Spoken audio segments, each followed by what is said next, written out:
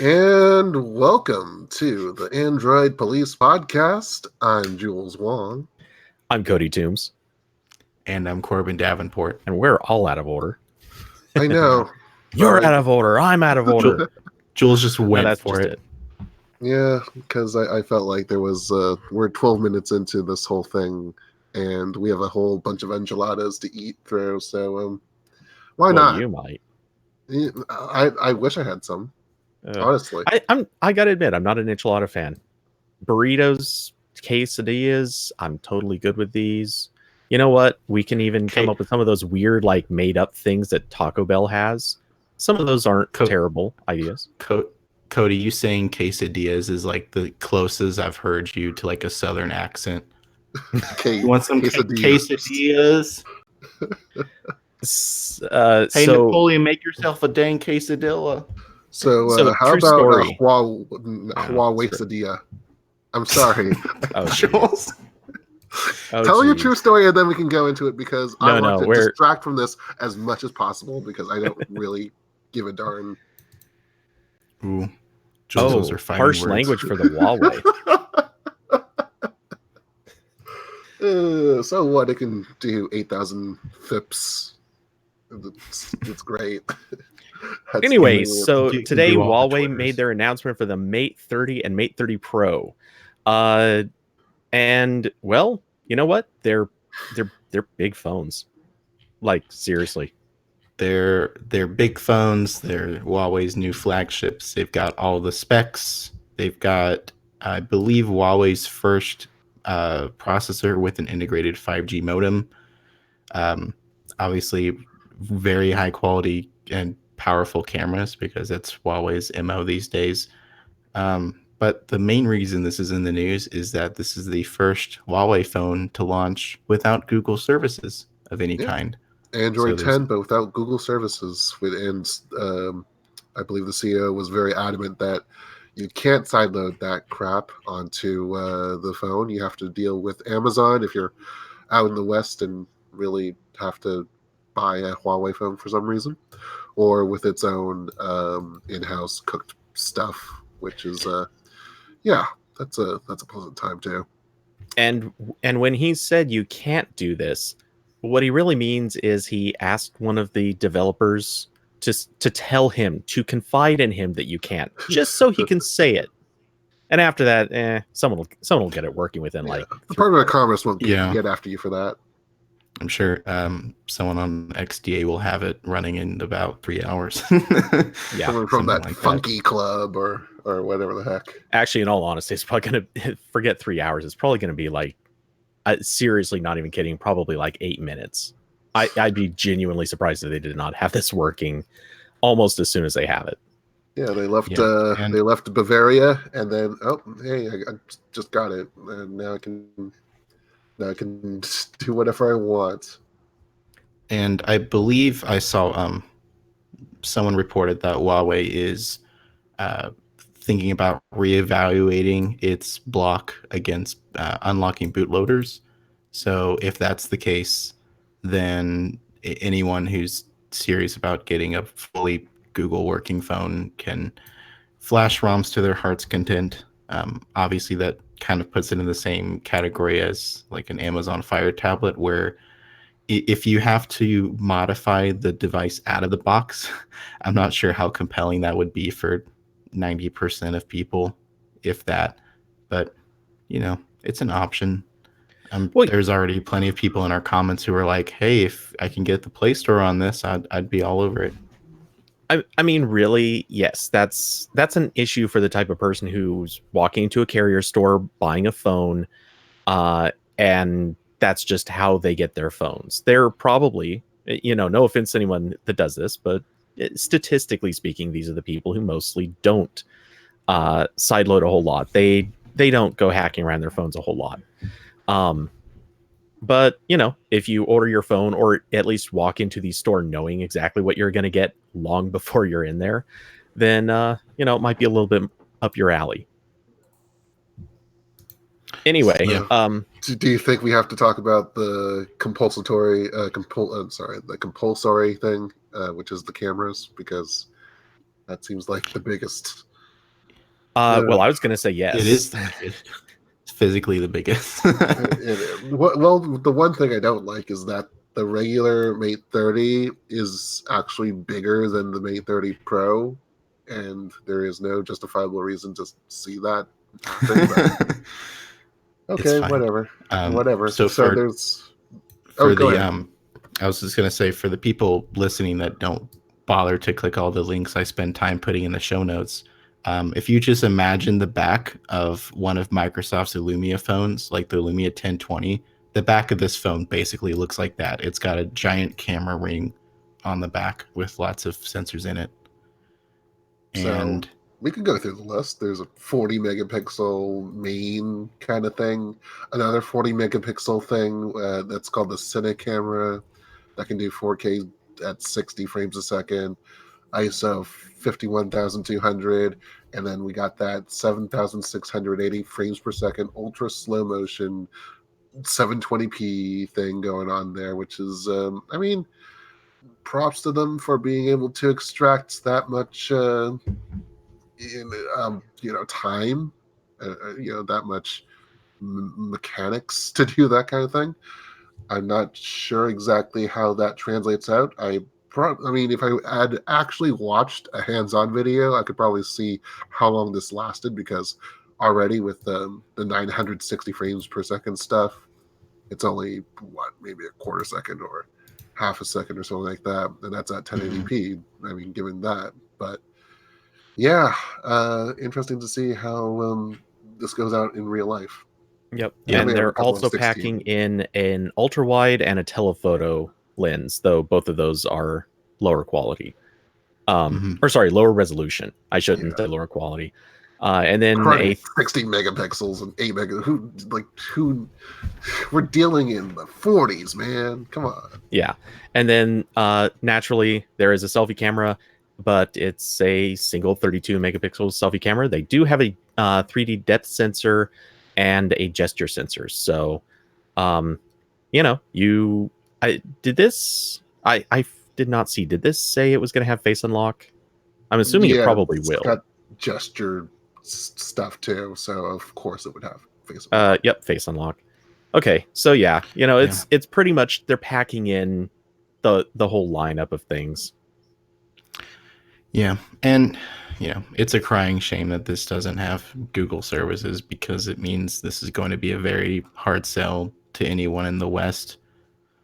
And yeah, hopefully Huawei reconsiders their bootloader policy, because this would be a pretty impressive phone with Lineage OS or any of the other nice ROMs.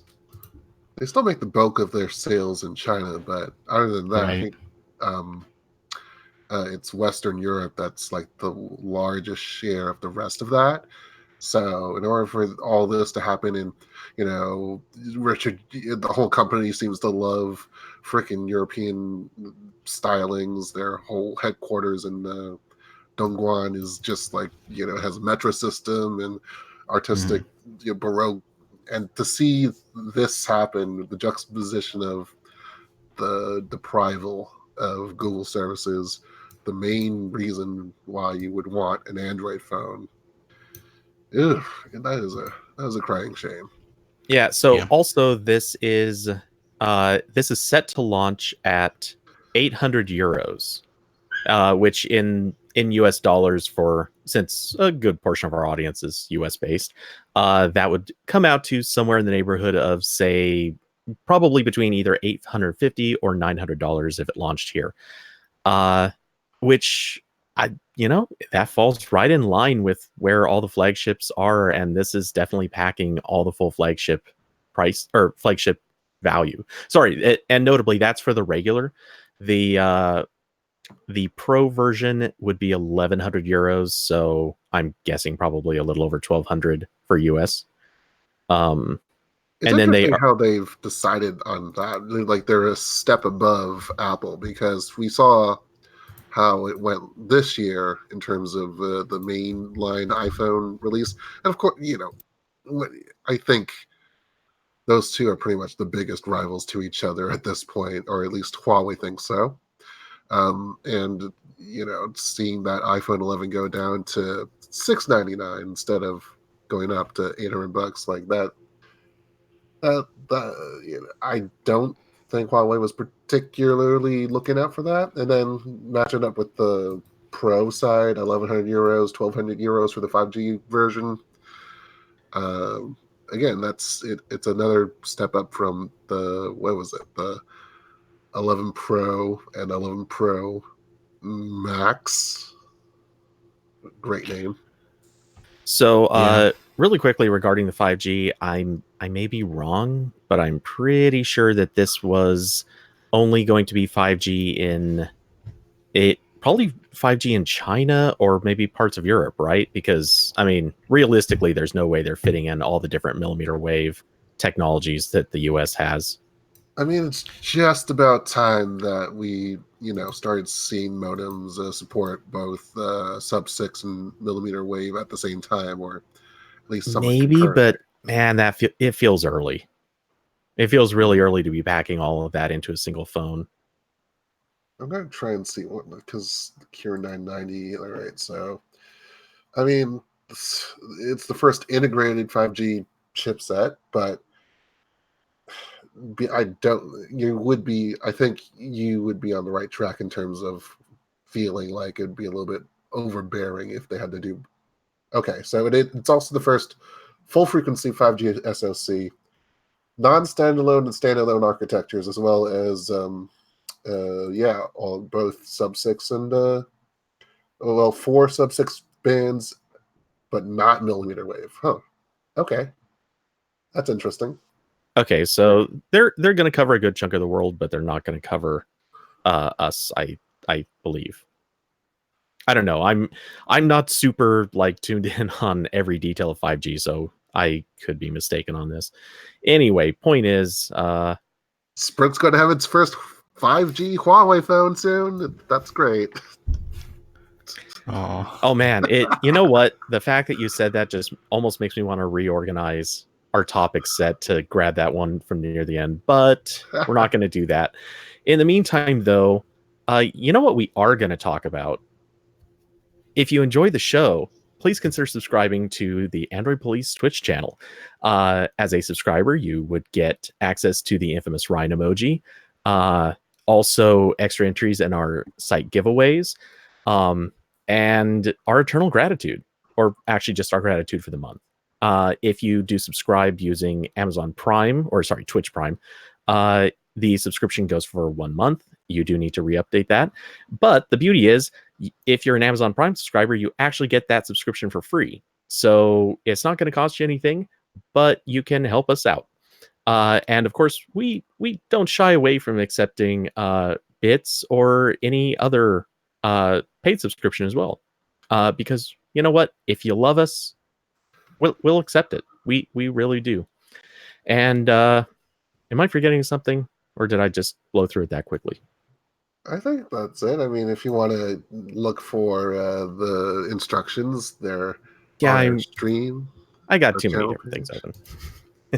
But yeah, instructions are available on the Twitch page or on the Android Police site on the podcast page.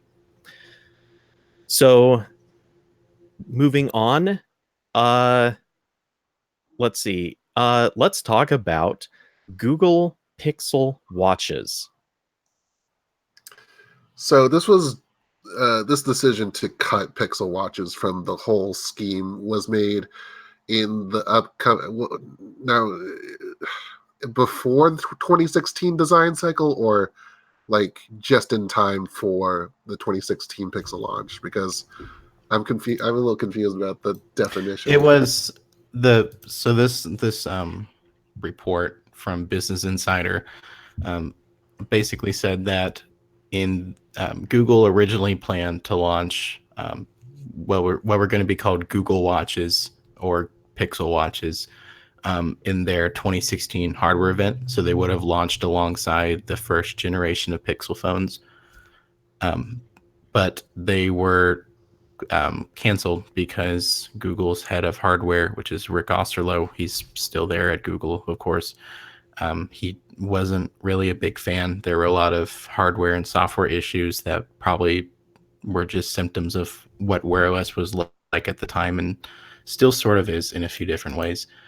And um, the report mentions that what was left of the Google Watch when it was canceled inside of Google was refactored and became the LG Watch Sport and Watch Style, which launched a few months later from LG.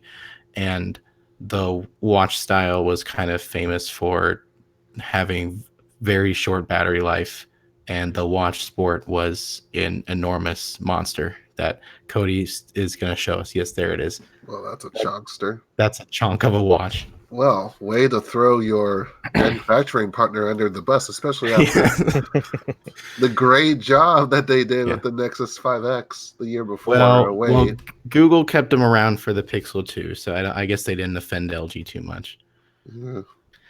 Yeah.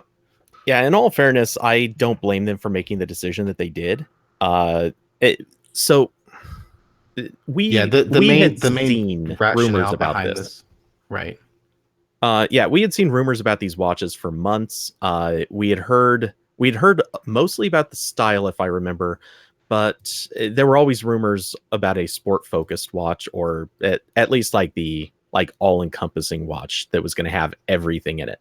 And both of them sounded iffy. And we had even heard that the sport watch was basically going to be super thick, way too big. So the rumors made it pretty clear, yeah, these watches really were not the greatest things that could be coming out. The style sounded up front better, but yeah, once review time came and people got their hands on it, it was very obviously not really built to last. So yeah, when everyone, I remember back when all of this happened, for sure, we all saw these watches pop up when LG announced them, and the immediate thought was, yep, Google canceled them, handed them off to LG, and the report now is basically just confirming it. Yeah, it's a shame. And also, of course, there was some hope last year that there would be a Google Watch then, and that didn't happen either. Maybe we'll get the full picture 2 years from now about what happened that time around. But yeah, boy. Looking back, we heard so little about that one. I'm kind of wondering if that was just like rumors kind of just re-emerging and not actually necessarily being based on something real. Whereas this, obviously, like this original thing, this was real, plainly. Right. Or maybe like the last year's didn't get off the planning board, exactly, so to speak. Yeah. But all that being said, I think it's safe to say two things. One, I definitely win on my prediction that we would not see a Pixel Watch this year. Anyone listening long enough knows that one. Two, Wear OS is a plague, and it should be buried like the OS it should be. Come on. All the way back since the LG Watch Urbane 2 second edition LTE, like the one that had the stupid long name that was canceled in Korea shortly after it was released. Like that was also a chunk watch. At that point, like, is it weird to say? I think you got to be more specific. Yeah, 2015, man. Those were the times.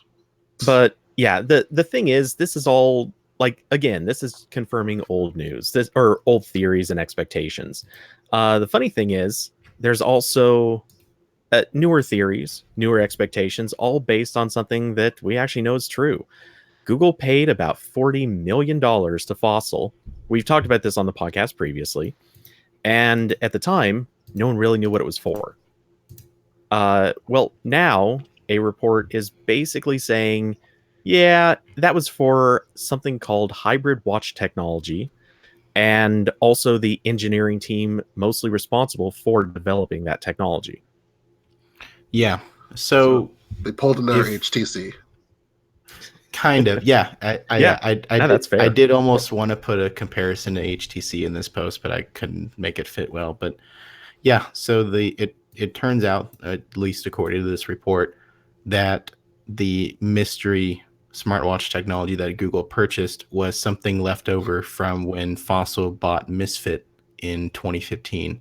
And at the time, Misfit was working on a hybrid smartwatch, or a couple different hybrid smartwatch designs. So all of them could connect to your phone and do various hardware things like, track heart rate and steps and that kind of thing. Some of them had screens on them. Some of them just had completely analog watch faces. Not like a combined version like you see on the one LG made with the physical hands on top of the LCD screen. The W7. But right. Um, but Fossil wasn't super happy with it. Um, or rather, there were some internal conflicts with the team.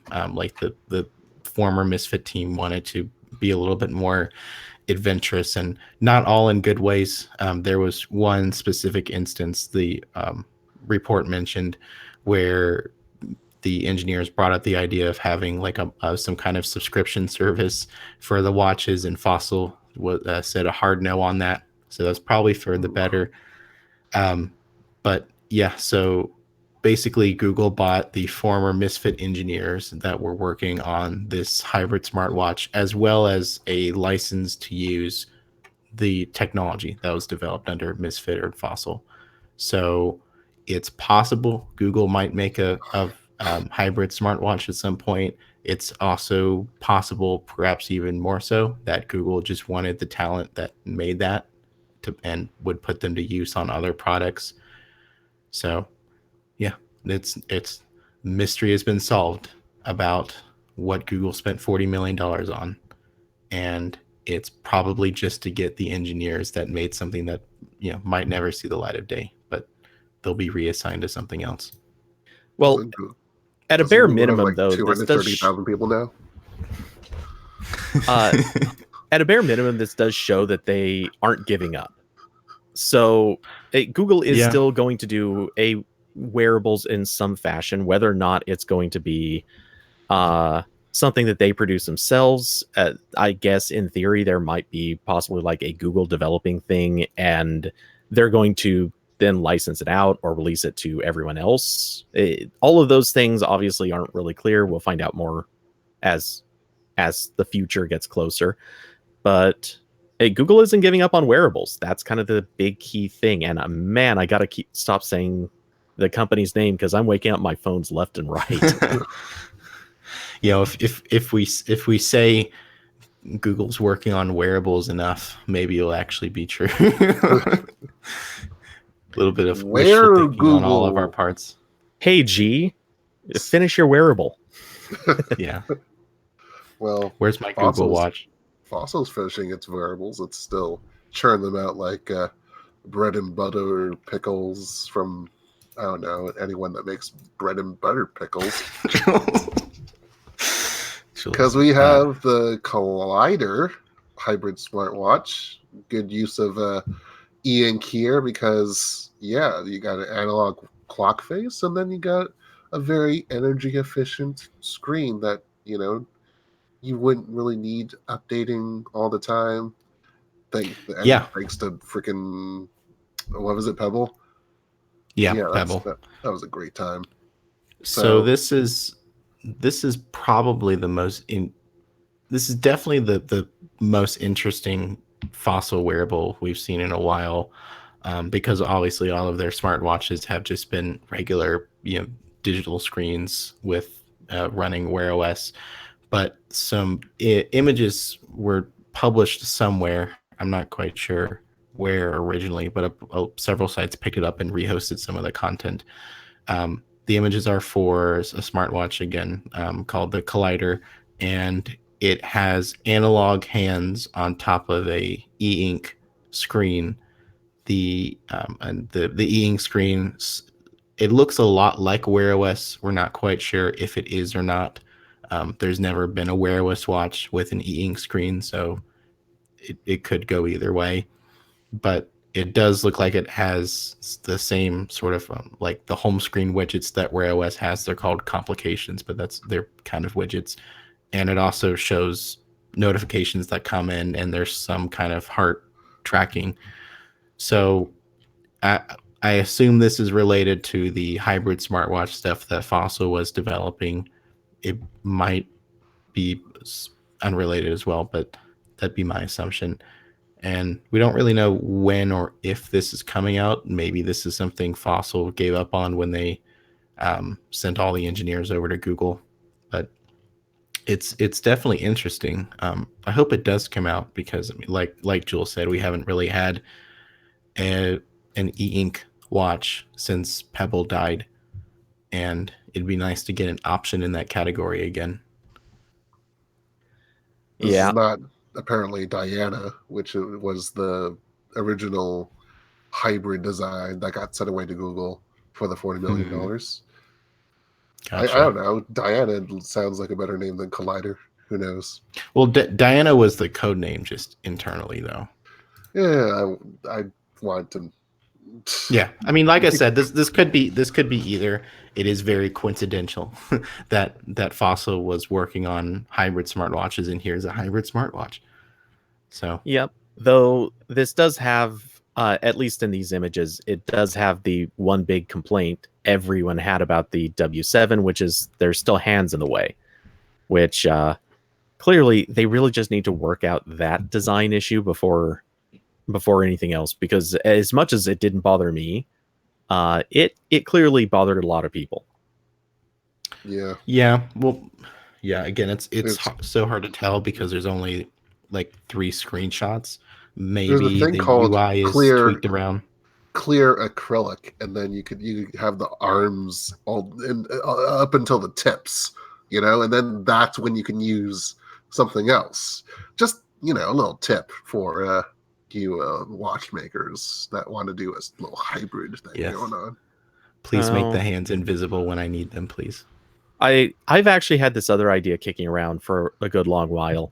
What I think they should do is get rid of the center peg and instead have the hands attached at the outer bezel, and then the outer bezel rotates. Yeah, and then stupid when, large ratio gear, kind of. But then when you want to see the screen, sort of like the W7 already does, where you hold a button and the hands move to a flat portion. But in this case, instead, the hands would move completely out to the edges, opening up the whole screen to show you everything without any real obstruction. There would still be hands in your design. Oh, yeah, there would still be physical hands. They would just get completely out of the way instead of just being like stuck there in the middle. I was just thinking of maybe like having just indicator dots or diodes or whatever the heck as just like indicating, the time parts. But yeah. Well, I honestly, I still think the classic look of a watch is what is it. That's what keeps a lot of people sticking to regular watches over smartwatches, and that's what I really liked about the W7 was that classic watch look. Because seriously, I could be walking around, nobody knew it was a smartwatch until they saw me start touching the screen and messing with it, or they saw the screen pop on if like I moved the watch a certain way. It's the only time anyone realized it, and all of a sudden, like multiple people go, "Wait, what did I just see? Is that a smartwatch?" And then after that second, and you could see their dork. Like you could honestly see their brain kind of churning on the fact that they were looking at hands, but there was also a smartwatch running underneath. Which every single one of them was like, that looks pretty good. So, I mean, that's the whole thing. A good looking watch, but still keep all the smarts. I still haven't gotten over the name Diana, but not for any sensible reason. It's because I'm thinking of Toto's Rosanna, and I keep putting in Diana. I don't know what this says about me, but I'm just Diana. Oh gosh. Okay. Boy. Okay, so we're finally done with the watch stuff. So yeah, so I am gonna slightly reorganize because it occurs to me we're talking about wearables. Let's just talk about the other thing that is a total wearable technology. Sure. Google is talking about Project Jacquard again. For those who don't remember, this was the crazy. It was the denim jacket that had a touch-sensitive sleeve. The Levi's Smart Commuter. it was Yes. called with Because Jacquard, you because only wear it there's while a you're version commuting. without it. Yes. Uh, So um, th- there was a lot to this announcement, and it's kind of hard to condense it. But the base gist is that Google has finished a new hardware revision of Jacquard. So the physical tag that goes inside the close that enables all of the crazy gestures and connecting to your phone and all that sort of stuff, that tag has been reduced to basically the size of an SD card.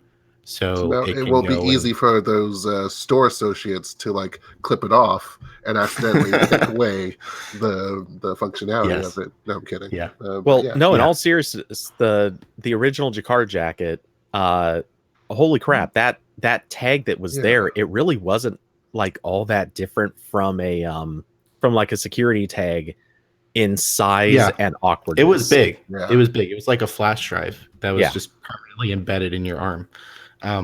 So And we're talking one of those old, like early flash drives, the ones that were yeah, just unnecessarily big, almost it weapon was size. it was a stick. It Yeah. was a big stick. I an iPod Shuffle. Is that a good Oh, analogy? yeah, yeah. Yeah. Do the kids remember iPod Shuffles? I don't know. You Uh, tell us. Oh, sorry. Sorry. Wow. Hey, Wow, you put Cody. it there. You put it there. I had to. How do I you did. not? You're right. So Don't the worry. You can hit me new with an old man joke later. I will. I will take you up on that. So the new platform, it's pretty much the same thing. It enables you to do sort of swipes and taps on clothing to do different things, like open the camera on your phone, or swipe or like dismiss a notification or pick up a call, that kind of stuff. And the idea is that because it's smaller and because Google is sort of interested in this again, it's going to go in more types of clothing. Unfortunately, the first item that has this platform is the St. Laurent Sit E backpack, which costs $999. Uh, so it's not meant for us mere mortals. But Google did tell CNET in an interview that Jacquard is definitely coming to non-luxury products in the near future. So hopefully there will be some things within my actual budget that will have Jacquard soon. Um, and also alongside this new hardware platform, Google gave the app a big update. So now it can actually do stuff with Google Assistant too. So like you could, if you're walking, you could like swipe your arm and Assistant will start its good morning routine to like That read you app news and looks counter event. nothing like Google design. Like It does look very iOS-y, I guess. I don't know. Yeah, It's it hard. looks like Airbnb. It it it does look does. like a tech startup made it, Yeah. but Well, yeah, considering we this have. came out of one of the experimental groups as opposed to like a core Google group, that's Fair. that's not too Yeah. surprising. yeah. Does it have dark mode yet? Oh, I really need dark mode. Well, that's what the backpack is for, apparently, because that's Oh a yeah, black. Who that is a knows very if it black comes white? backpack. I don't know. in I'm all not buying fairness, it. I do like the idea of this going into a backpack because it seems like Yeah. something that's more durable. You won't run into that stupid 5 washes limit. For those who don't remember this, Yeah. the Levi commuter trucker jacket was if you washed it 5 times or more, you were apparently going to degrade the surface of the touch sensitive fabric so much that it would just stop working. So, who washes their backpack? Yeah, I don't know if the tag can be Me taken sometimes. out of this backpack, but like even if not, like again, most people don't need to wash a backpack hardly ever unless you're just throwing everything into it, food, drink, whatever. But yeah, like I mean, I in put the like a freaking huge growler into my my OnePlus yeah, backpack once. you just chuck the whole like Mountain Dew in your backpack when you're done. Chuck the Mountain Dew in It your was an $1,000 backpack. oatmeal ale, and it was Yeah. delicious. Just throw an entire like Nature Valley granola bar in there. That too, yes. But yeah, I will refrain from all the jokes that are coming to my mind. so Jacquard is back. It's not dead, and No, maybe it'll come in more clothes. did you say Jakarta's back? Because it came with Bali as well, and Borneo, and all the other Indonesian islands. That was a Ju- crappy joke, but I'll It, just work with it and move Jules is on going to. off the rails today. Well, it's the hay fever that's talking here. I'm sorry. I'm just Yeah. like, Blame it on the hay fever. Yes. yes, indeed. Do you want to talk about another thing that used to be a project? Because we can talk about something that finally uh, has come to fruition, I guess you could say, and that is the advent of the Google Fi unlimited plan, which is not that unique to anyone's. If you're familiar with MVNOs, you're probably going to be familiar with these terms. So, video streaming down to 480p, 22 gigabytes is your pretty much your usage limit before you could be subject to traffic-based throttling, quote unquote. All that for $70 for a single line, and I don't know if you guys are, couples or whatnot that are on this. It's of course it gets better for multiple lines as you go down there, but yeah, you're still getting a lot of the same benefits like international coverage, and you don't have like this is all inclusive. You're not paying the $20 um, voice and text fee that you have with the other plan, the tiered plan, which is still remaining. But it just goes to show that here you're not really getting much better. You're getting two networks of coverage, soon to be one if Sprint and T-Mobile will actually go. Well, there's also U.S. cellular, but who has ever really like? I've never seen anyone that has used their cell phone tower reader apps and have been on Project Fi and have seen it turn U.S. cellular. So there you go. So yeah, that's I think David Reddick had a great piece on this, great opinion piece. Basically, it just goes down to the fact that okay, Sprint and T-Mobile emerging, and they used to be the big drivers of wholesale data in terms of offering it at a low price for all these MVNOs that want to do some crazy crap with their own customers, say like a cable system that or internet provider that wanted to do its own thing with its customers. Charter, I'm looking at you. um, and there's a lot more competition these days, but with the low end of the markets being Sprint and T-Mobile, deciding to merge, it doesn't seem like there's going to be any room left to go down in terms of price. And we saw that with I think T-Mobile CEO John Ledger saying that there's going to be a price lock for 3 years, which is supposed to be framed as a good thing. The price lock on wholesale providers for 3 years, that's a good thing, right? Well, given the state of things where Sprint and T-Mobile were still competing beforehand, not necessarily. So we're seeing the mediocrity flow down from this decision or this merger. It's not Yeah. good. Yeah. so go ahead. Oh, go ahead. Okay. I was Go ahead. okay, Jules. All right, fine. It's I don't know. I struggle to see who would pay $70 a month for Fi Unlimited unless they really needed one of the niches where Fi is better than everyone else. If you travel internationally just all the time, or if you desperately want unlimited, but you also need Sims in like 4 different devices. Because $70 for unlimited is a lot, like Jules was saying, for an NVMO. Like I haven't checked the numbers with T-Mobile and AT&T, but I believe that's pretty close to single line unlimited on the real networks, and there you don't get deprioritized or throttled or anything like that. Um, like I know I was on Cricket's unlimited plan for a while, and theirs is like $60, and it's pretty much the same thing Fi offers. So But you it's are limited on Cricket, aren't you? It's like 8. Crickets. I think they had one plan is either $50 or $55, and that limits you to 3 megabit per second, and then like Yum. $5 more is there's no speed cap. It's just whatever Oh, LTE really? gives you. Yeah, Because the other plans, at least formerly, if they're unlimited plans, I know that they did either 5 or 8 as a cap. I think there. I think even the plan on Cricket that doesn't have a set data cap, it will still downgrade video. But I think that's what pretty much every one of these unlimited Yeah. plans does now. I don't think that's really an option anymore. If you want to watch 1080p Netflix on the go, I that's probably becoming too difficult.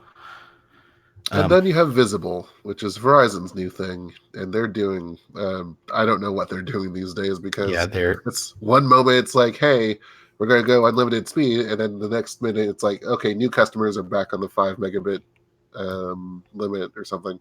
I mean, at least with with them and with Fi, I should mention, you're getting free unlimited hotspot, so that's to be appreciated, I guess. yeah, But yeah, yeah. that is something.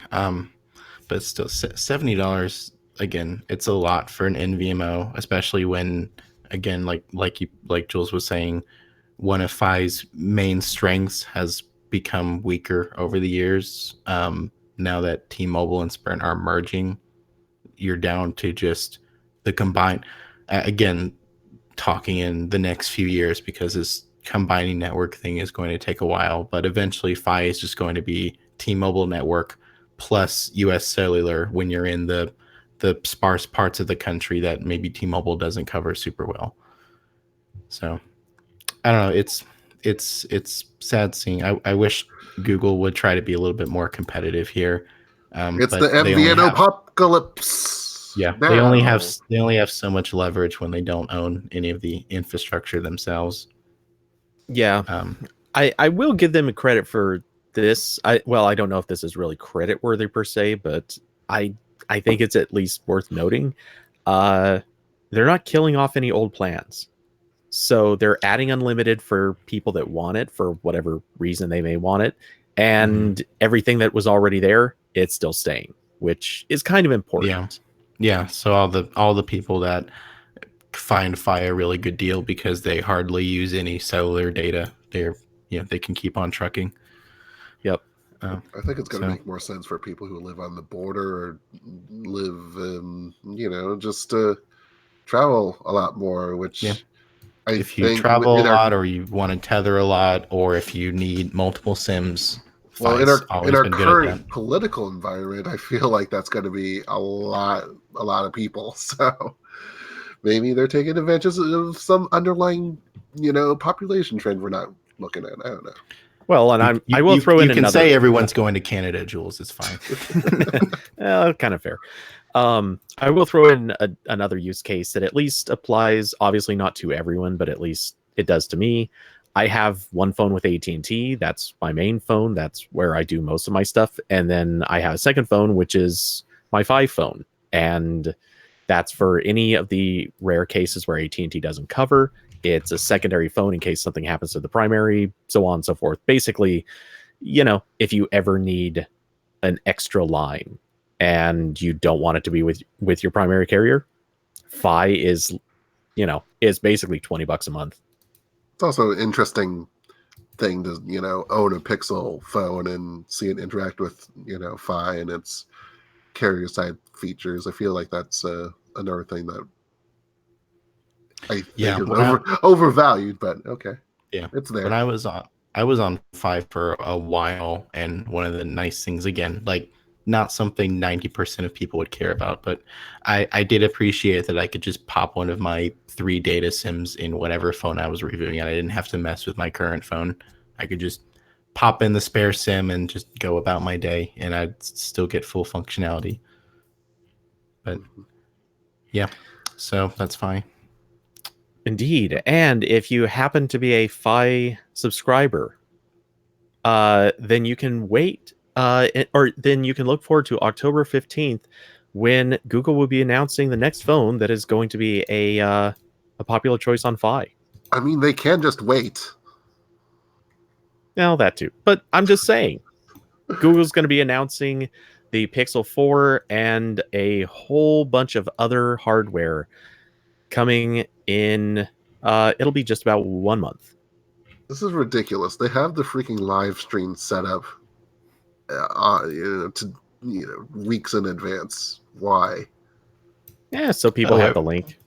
Yeah. Okay, in all fairness, I will say this. So this morning, very coincidentally, I was woken up by my cat, and right at that same time, I got a message from one of our other writers saying, "Hey, I can't edit this post. Can you please add the link to the Huawei live stream?" And so, I'm dead tired, stumble to the computer, add the link. That's all because they didn't post that link at least like 12 hours in advance. They posted it. Yeah. They posted it an hour before they started, if it was even an hour. Come on. Like, to be fair, people want the link. Google saved all of us from having to stumble out of bed in the early morning just so we can stick a link in an article. Well, thank you Yes. for the assist, by the way, because it was someone else that made the request, but that was my post that I guess it was just there for the layup. So here's a fun question I will propose to you all two of you. That is not me on this podcast right now. Well, we got the chat room. We got Yeah, okay. The chat can participate too. What do you think might be the one more thing product at this event? Do you think it could be some kind of new Chromebook? Could it be, something that's not 100%? Like, we already know Pixel's coming. We already know a new Google Home Mini is coming. There might be like a Pixel Book 2, possibly. What's not entirely out of the realm of possibility, but hasn't been leaked backwards and forwards yet? Okay, when you said a rule like completely out of the realm of possibility, you took away my answer. Google Clips 2. Yes. Clips 2. Where's my Clips 2? Oh my god. I need the camera to be lower quality, please. Such a popular device. It's coming out alongside the new Google Buds. Can't wait for HTC I forgot about that one.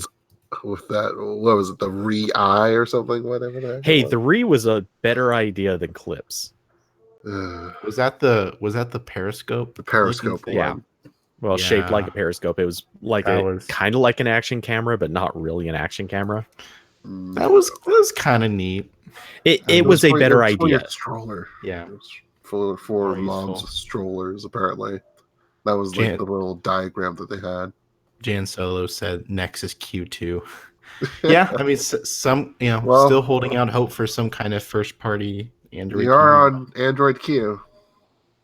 So, yeah. Synergy. So that would not be the worst idea. Brands. But I did theorize. I think hardware-wise, we're probably not going to get any big surprises. I think what Google could still announce is a lot of software. Especially things related to, obviously, photos, camera stuff, anything in that territory. I think we're going to hear a lot about that. As usual, we're going to hear about Google Assistant. If there's any, I don't think they're really playing on the one more thing style so much anymore. But if there's going to be anything that we haven't heard about, it's going to be software. So Fuchsia for release. Got that. Fuchsia's out right now. Go get it right now. It's on the Pixel 4. Oh, wow. Yep. That's the end of Android as we know it. Yes. Android is dead right now. Man, welcome to the Fuchsia Police Podcast. I'm Jules Wong. Quick, change the Twitter username. If only I could cue the End of the World as We Know It music. That would be so perfect in that moment. Don't we have to pay Mr. Rem for that? Yeah, oh, I'm pretty sure they would charge us a lot. But yeah, so anyway, in a month we'll all meet back up and talk endlessly about, oh wow, there just weren't enough surprises in this event, but hey, good for the Pixel 4. Yeah. Sorry, We'll talk about my cynicism is we'll be freaking out about some Pixel 4 software feature that we had no idea was coming. We'll just stretch it out and talk about how handsy we were with all the products at the show floor. So there we go. Wouldn't it be epic if somebody walks on stage and is just like, so yeah, we know that you guys saw those leaks and reveals and the review from a few YouTubers and sites. That's what they did the Ultra Pixel thing. Yeah, really. But guess what? Yeah, that was all BS. Here's what we really are launching. The Ultra Pixel is real, guys. Oh, that would be Pixel something. Ultra 2. Let's go. I gotta admit, to a small degree, I would love to see that, just so they would have like every site that did the, oh wow, the Pixel 4 is the worst kept secret of 2019. They would all have to eat their words on that completely. Maybe it's going to be that Nokia feature phone that apparently is going to be making an appearance at the freaking Made by Google event. I don't know. Yeah, I didn't put that in the show notes because Jules just posted that, but there was a video of a it's so fresh, man. It's so fresh. This is breaking news. There was video of a supposed Nokia feature phone running some very modified version of Android, and it kind of looks neat. That'd be really funny as a one more thing announcement. Like, hey guys, we know you're super excited for the Pixel 4. Here's something for your grandmother. Hey, look, we spent $22 million to basically lift everything off of KaiOS and chug it into a 2-year-old version of Android for your flip phone. That's great. So well, it's the classic, like, what could we do to make this better? I know, worse battery life. Yeah. What, you don't miss typing on that T9 keyboard? I thought that's what all you guys were raving about. Okay, so in all seriousness, I actually was pretty damn good with the T9 back in the day. I could 100% send a text without looking at my phone. I kind of do miss that a little bit. Aw. So that's your old man fit for the show? Yeah. Okay. I'm an old man. I used feature phones back in the day. Okay. All right. Cody's going back to his retirement home after this episode's done. Oof. Yeah, that means he can't get access to the computer on which that he would have to resub his Amazon Prime Twitch sub. Well, hey, no, that was solid. You don't have to go back to the old person's home. Why don't you go to Android Police, twitch.tv/Android Police. See if you're subbed. If you're not, you have an Amazon Prime thing, go ahead, sub. It's free. We get money. It's great. Yes. That came completely out of left field. I didn't see that one coming. Best transition of the night. No kidding. This is all a fever dream to me. I'm serious. I don't know what I'm saying right now. I feel like I'm just like burning. It's everything's slowed down. It's well, the good news is that this is live. So if you pass out, there'll be like 10 people that will call 911 for you. Thanks. They won't know where to send 911, but they'll call them in. They'll be like, this person I'm watching passed out. They're on the internet. Listen, E911 is not going to help here. Just settle down. Where are they? They're at twitch.tv/Android, please. But hey, speaking of fever dreams, it turns out that the last 10 years or so have all been a fever dream in which we believed that there was something called the Galaxy S and the Galaxy Note. And now it's going to be the Galaxy Snote. Oh my God. I mean, it's not like we were ever really on the rails, but I feel like we had been. This is that moment where we went off. Well, it's true, isn't it? Because the story is, I feel like this has been bounced around a few times. It's like, oh, we're going to combine the S, not the S, well, technically the Note and the S series releases into one season, and then hopefully we'll have this magic folding device, this genie lamp, take over for the fall season, and that's it. That's like the rumors. I feel like that's been the rumors for years. Samsung will just make one phone. It'll be like a folding with an S Pen and like 10 cameras, and it'll cost $2,000. And if it's hot enough, it'll burn, and then it's everything's flexible. Everything's flexible. You can fold it. Yeah, it will simultaneously have a notch and not have a notch. Galaxy Schrodinger, Schrodinger. Anyway, no, the S Pen itself would be the notch. the S Pen folds. No, well, unfortunately, we don't have any notches to deal with. We have punch holes. Holes. So there's a punch hole in the notch. You deal with that however you would like to. So anyway, unless I'm mistaken, so far they're just kind of pitching possible names, which could include something like the Galaxy One, which somehow I just don't like the idea of a Galaxy 111 or Galaxy 112 or whatever. No, that's the worst part of this rumor. I've had it up to my ears with companies thinking they're cool, calling their products One. We had Xbox One. We had I've lost track of how many other ones, but it just makes everyone's life more difficult. Please just stop do doing it. Just do the car thing. Do the Galaxy 20, Galaxy Big 20, Galaxy Small 20. Yeah. Yeah, the one thing I'm confident on, Galaxy Flippy-Floppy 20. Wow. I'm sorry. I feel like it's an incredibly safe bet. The one thing that will definitely remain is the name Galaxy. Because seriously, just think about all the times that we've talked about this. So many people may not really know, supposedly, that they are running Android. I don't think that's really true, but it's what some people say.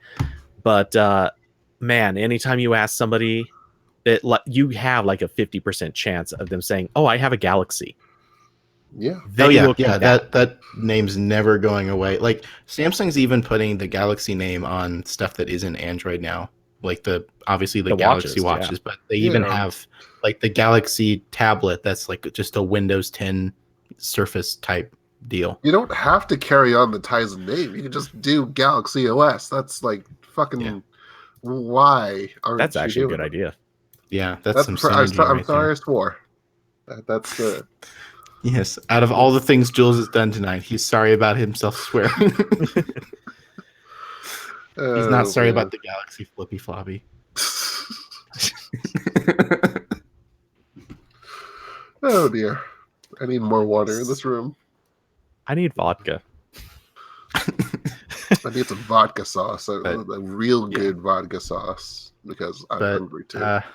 Anyway, so I'm kind of surprised that this merging of this rumored merging of the Galaxy the Galaxy S and Note brands didn't happen this year, because for the past couple years, that rewind several years ago, the Note was sort of Samsung's experimental platform. It was different from the main line in that it was huge and it had an S Pen, and it's where so many features and both hardware and software originated first. Like it's like what the Galaxy Fold is right now. It's this experimental thing that's maybe not for everyone, but over the years, as the S line has become bigger and bigger physically, and now what Samsung has done for the past couple of years is have the S series. They always get the new processor first. They always get the version of Android updates first.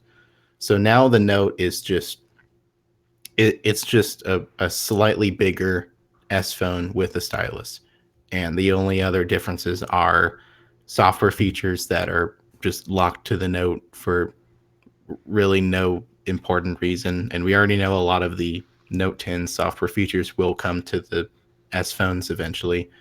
So I'm surprised this hasn't already happened. It kind of felt like it did this year when Samsung was really trying to prove how the Note was substantially different from the S10. Well, it says that they're looking at the Fold and see what it's doing in terms of numbers and whether that would be sustainable Yeah. enough to do a fall release every single year for that kind of thing. And I mean, I don't really. I mean, the way that they've handled it, canceling pre-orders after a whole debacle about a freaking screen protector that's not a screen protector. Good job, Samsung. It's a really nice year you're having. Hopefully that Note 7 isn't still kicking you in the butt, but it's just like I think we're still a good couple of years away from having that conversation yet. And I know that when once you get into the 11s, you get into the odd numbers that it's just like, why are you even going through this? Why are you even going through the paces? But yeah, it's been reliable. I think Yeah, it's got to be classy Samsung. enough to be still reliable. Yeah, Samsung definitely wants to keep one phone in the spring and one phone in the fall. So it makes sense that they did want to wait for the Galaxy Fold, or they're again right now they're hoping the Galaxy Fold will be strong enough to take on that fall slot. But Yeah, yeah, which I was just going to bring up the issue of where I wonder what this is going to really be. Will this actually change even anything about their release schedule or product strategies? I mean, is it just going to be a name change? Are No, they still because going to it's going make to a be still reliant on Apple doing its thing, and yeah, that's great because Apple rules the world. well well, okay, but what I mean is, the are they going to continue making a phone with a stylus and one without? Is that going to be a thing? Are they going to change the release schedule so that both of them would come out at the same time? Let's say in the spring, or maybe it would be in the fall, whatever. There's those little details alone are kind of strange because, I mean, really, if you keep them split up, so one of them comes out in the spring, one of them comes out in the fall, and let's say the one that comes out in the fall has a stylus on it and the others don't, uh, you almost might as well not even change the branding at that point. well the plan with this is that the fall phone would be the Galaxy Fold, and then presumably in the spring some phones would come out with not a stylus and some would. My guess, and I think would probably make the most sense, is that when the S11 rolls around, you'd get the S11e and maybe the regular S11 that don't have the stylus, and then the S11 Plus does, and that would be sort of the new Note.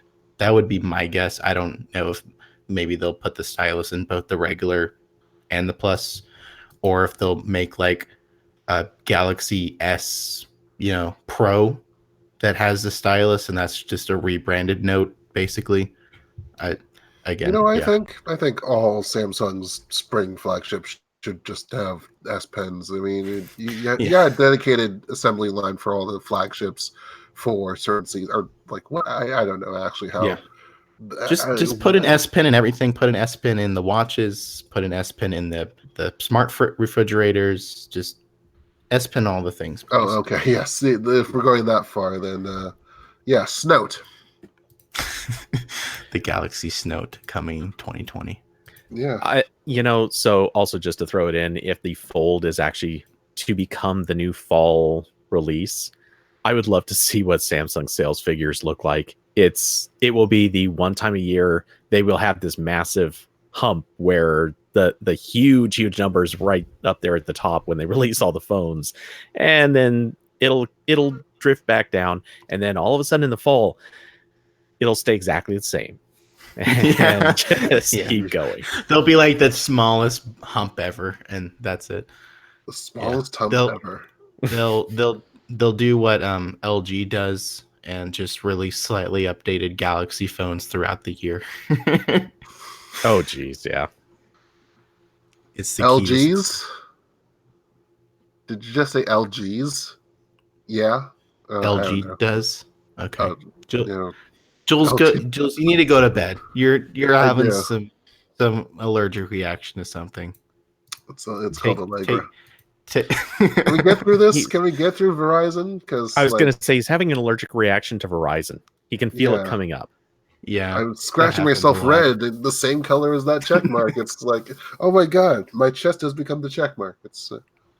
I'm dying.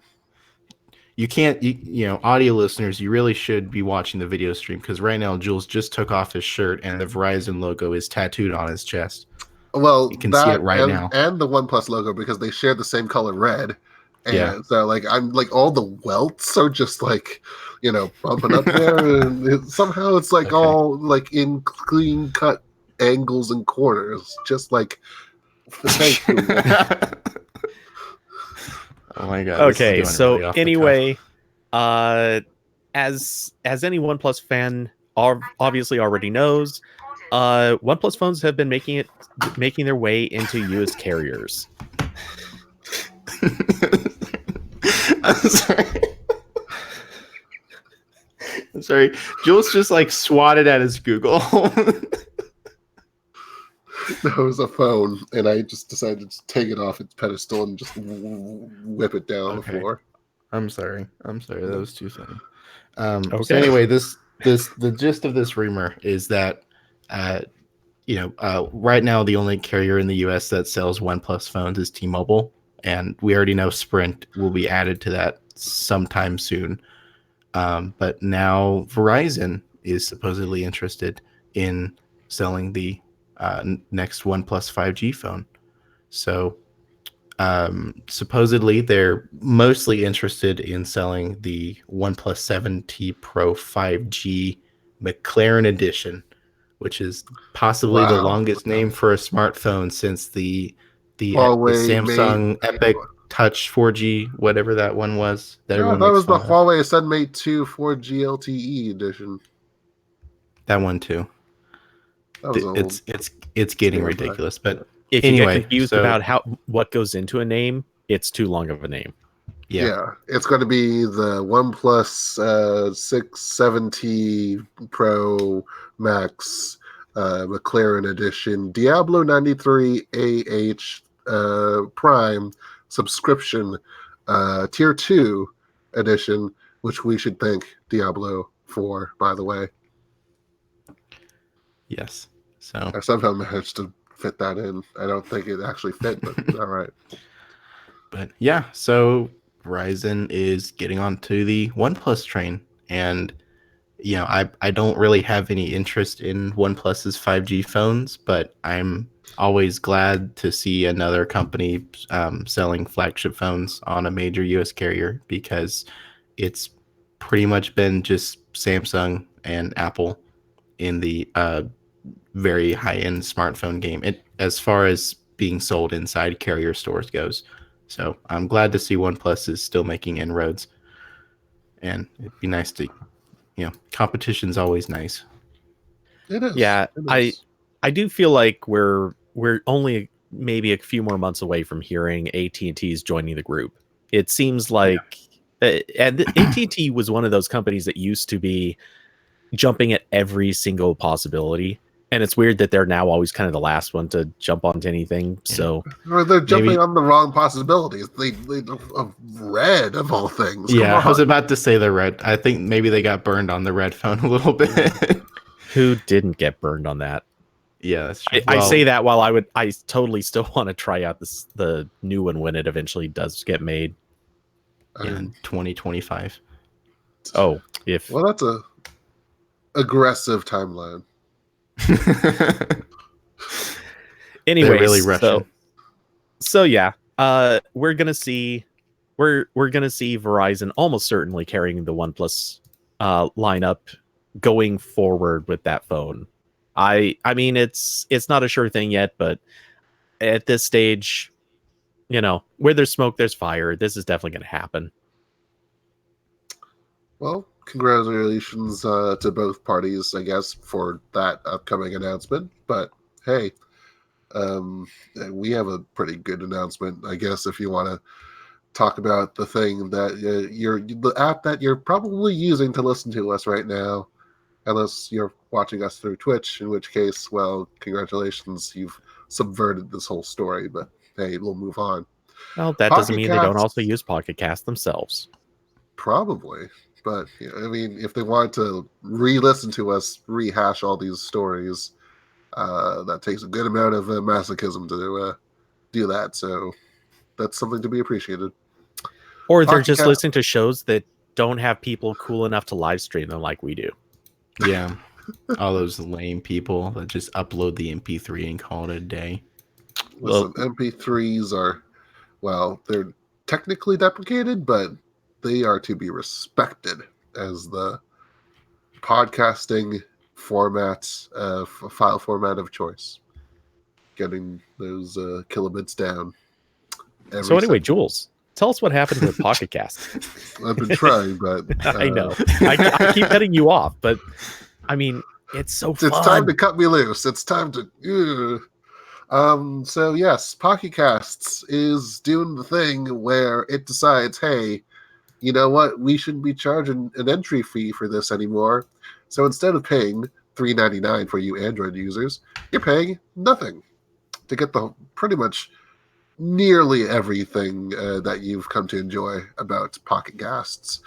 With this new update, you're getting local, having the player being able to play local files, both video and audio. So you can use the playback tools, the variable speeds, and syncing between your devices, your platforms, whatever you use. And yeah, that's fun stuff. And if you paid $5.99 for it, well, I guess, or if you have to pay $5.99 for it because you're one of those iPhone plebes, then yeah, you're especially happy at this point. Now, here's a little twist here. We got this thing called Pocket Casts Plus, you see, and that's going to be how we're going to make money, as they say, at this point. 99 cents a month. I can't even say it. It's so cheap, I guess. Or $10 a year if you want. And this will bring you access to the Mac OS, Windows, web apps. You get cloud storage hosting in case you want to host your own files for some reason. Maybe you're starting your own podcast yourself, in which case, I don't know if Pocket Casts is the right idea to host your files, but that's there. And then you also have icons and themes that are exclusive that you pay for, and it's Mhm. brilliant design, and you'll be happy that you paid for them. I guess 99 cents a month, $10 a year. That's great. Now here's the thing. Those the PC apps, the Windows, Mac OS web apps. Those customers, they paid $9 for access to that thing, and haven't been told that they're only going to get 3 years of Plus for free, or in other words, 3 years of free access to something that they've already paid for, and then having to pay for it more afterwards. Well, that just rustled their jimmies, and everyone took a big wheezer out of that and just gave a big harumph. So the company went back and said, you know what? Fine. Have it for free forever. Have Pocket Cast Plus for free. You're fine. If you Yeah. if you bought the desktop apps, you're great. So there you go. Hopefully people are happy, and those money grubbing doofuses at NPR and WBZ, WNYC, and This American Life, those money hoarding, 501c3s, So nonprofits. I'm pretty sure that this was one of those things where so few people bought the desktop apps. I bet they just looked at it and were like, you know what, we're giving up like $1,000, whatever. Yeah. And that's assuming every single one of them decided to come back and subscribe. Screw it, just give it to them for free. Nobody cares. We can just get good publicity if we do this. So Yeah, I'm pretty sure that's why they dropped that the 3-year offer and just gave it away. Everyone else is still going to be expected to pay for it. So Yeah, and I I don't know. I was kind of I shouldn't have been, but I was kind of dumbfounded by the amount of people complaining that their features will go away in 3 years if they don't pay a very small fee per year. Um, yeah, I saw a lot of people saying, "Oh, I guess I'm going to switch podcast apps in 3 years when this stuff goes away." And you know, I'm not sure how many of these people realize that servers do not grow on trees. There has to be some infrastructure in place, and you paying for Pocket Casts 4 years ago when it was $3 I might think might not help too much. I think that's the thing with the internet is that we had all those .com bubbles popping all over the place, and people realizing that they can't really make money off of the internet the way they think they could. That's where we have the deprival of news sources, of traditional news sources, where everything is supposed to be free, but in fact there are real costs to that sort of lie, to pull like a Chernobyilism out there.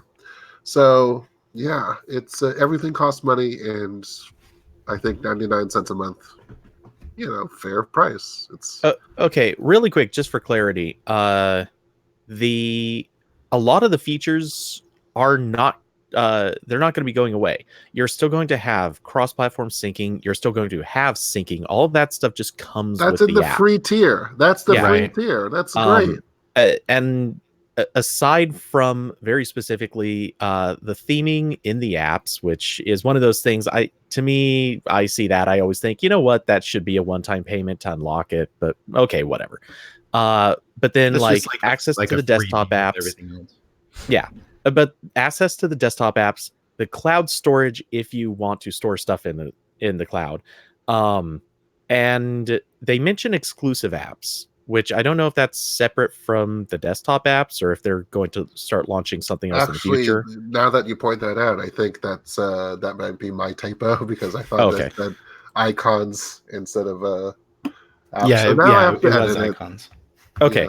So the point is, really, if you're just an app user and not getting into the desktop or web app portion of it, you're losing nothing. You basically, like, at Yeah. worst, the app that you paid for in the past is now just free for anyone that wants to use it.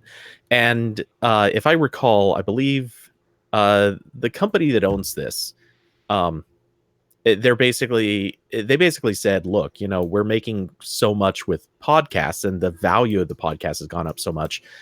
You know what, we would really just rather have people using the app and getting better access to our stuff. Right. uh Yeah.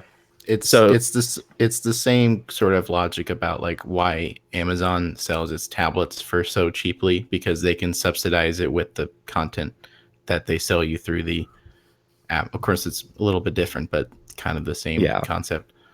and to be Uh, fair, honestly, like, a small part of me wonders if they're even the cloud hosting portion, I'm sure they will, but the rest of it, I kind of wonder if they, like, a year down the road, are just going to say, you know what, desktop apps and the theming, all that stuff, yeah, just have it. We don't care. We're not charging anyone anymore. We'll get rid of that, because it just doesn't really seem like they're going to make enough to justify the hassle of even maintaining that strategy. I don't know. Maybe I'm wrong. Maybe there are a ton of people using those, but I haven't heard of it.